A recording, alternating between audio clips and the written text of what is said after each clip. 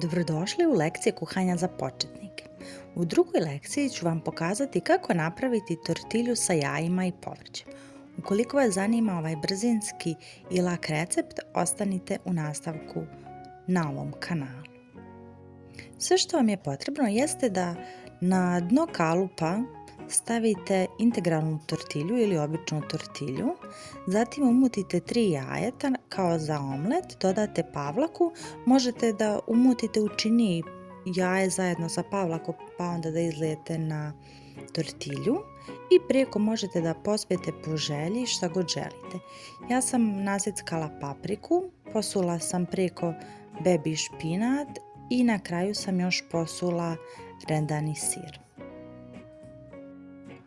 Ispod videa ću vam napisati recept za ovu brzinsku tortilju sa jajima i povrćem, a vi možete biti kreativni pa prilikom pravljenja da stavite preko šta god želite. Tortilju pečete u zagrijanoj rjerni na 180 stepeni 20 minuta.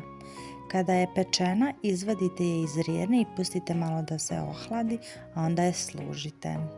Druga varijanta koju sam pravila jeste ta da sam umutila 3 jajeta kao što vidite ovdje na videu. Zatim sam dodala pavlaku. Dodala sam još nasickanu slaninu. Preko toga sam stavila gljive iz konzerve. Preko toga sam još dodala nasickanu papriku i bebi špinat. Preko svega toga sam na kraju još posula rendani sir. Tortilju sam pekla u zagrijanoj rjeni na 180 stepeni 20 minuta.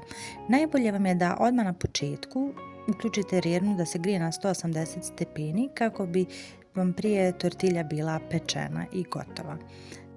Hvala vam što gledate moja videa, hvala vam svima na komentarima, lajkovima, na podršci, pretplatama.